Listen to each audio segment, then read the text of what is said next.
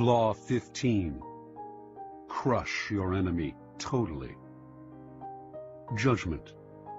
All great leaders since Moses have known that a feared enemy must be crushed completely. Sometimes they have learned this the hard way. If one ember is left alight, no matter how dimly it smolders, a fire will eventually break out. More is lost through stopping halfway than through total annihilation. The enemy will recover and will seek revenge. Crush him, not only in body, but in spirit. Transgression of the law. No rivalry between leaders is more celebrated in Chinese history than the struggle between Xiang Yu and Liu Bang. These two generals began their careers as friends, fighting on the same side. Xiang Yu came from the nobility, large and powerful, given to bouts of violence and temper, a bit dull-witted. He was yet a mighty warrior who always fought at the head of his troops. Liu Bang came from peasant stock. He had never been much of a soldier and preferred women and wine to fighting. In fact, he was something of a scoundrel, but he was wily, and he had the ability to recognize the best strategists, keeping them as his advisors, and listen to their advice. He had risen in the army through these strengths. In 208 BC, the king of Chu sent two massive armies to conquer the powerful kingdom of Qin. One army went north, under the generalship of Song Yi, with Xiang Yu second in command. The other, led by Liu Bang, headed straight toward Qin. The target was the kingdom's splendid capital, Xianyang, and Xiang Yu, ever violent and impatient, could not stand the idea that Liu Bang would get to Xianyang first, and perhaps would assume command of the entire army. At one point on the northern front, Xiang's commander, Song Yi, hesitated in sending his troops into battle. Furious, Xiang entered Song Yi's tent, proclaimed him a traitor, cut off his head, and assumed sole command of the army. Without waiting for orders, he left the northern front and marched directly on Xianyang. He felt certain he was the better soldier and general than Liu, but to his utter astonishment, his rival, leading a smaller, swifter army, managed to reach Xianyang first. Xiang had an advisor, Fan Tseng, who warned him, this village headman, Liu Bang, used to be greedy only for riches and women, but since entering the capital, he has not been led astray by wealth, wine, or sex. That shows he is aiming high. Fan Tseng urged Xiang to kill his rival before it was too late. He told the general to invite the wily peasant to a banquet at their camp outside Xianyang, and, in the midst of a celebratory sword dance, to have his head cut off. The invitation was sent. Liu fell for the trap and came to the banquet. But Xiang hesitated in ordering the sword dance, and by the time he gave the signal, Liu had sensed a trap and managed to escape. "Bah!" cried Fan Tseng in disgust, seeing that Xiang had botched the plot. "One cannot plan with a simpleton.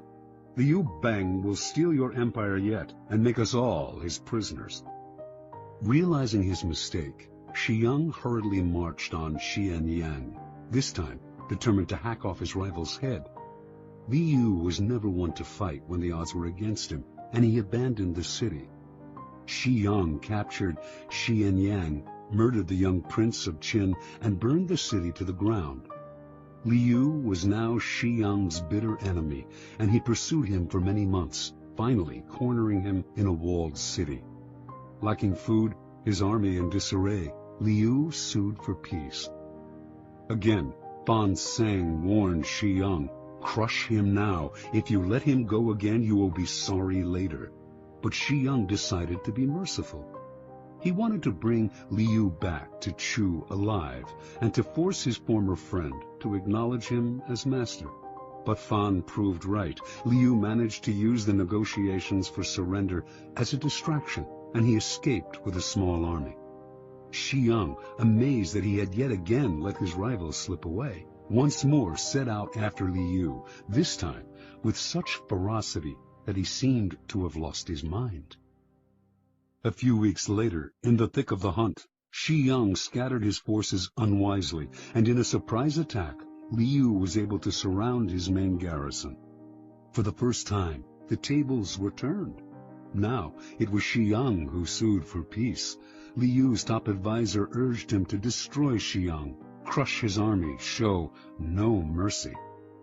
Making a false treaty, he lured Shi Yang into relaxing his defense, then slaughtered almost all of his army. Shi Yang managed to escape. Alone and on foot, knowing that Liu had put a bounty on his head, he came upon a small group of his own retreating soldiers and cried out, "I hear Liu Bang has offered 1,000 pieces of gold and a fief of 10,000 families for my head. Let me do you a favor." Then he slit his own throat and died. Interpretation. This is the fate that faces all of us when we sympathize with our enemies, when pity or the hope of reconciliation makes us pull back from doing away with them. We only strengthen their fear and hatred of us. We have beaten them and they are humiliated, yet we nurture these resentful vipers who will one day kill us. Power cannot be dealt with this way. It must be exterminated, crushed, and denied the chance to return to haunt us. This is all the truer with a former friend who has become an enemy. The law governing fatal antagonisms reads, reconciliation is out of the question. Only one side can win, and it must win totally.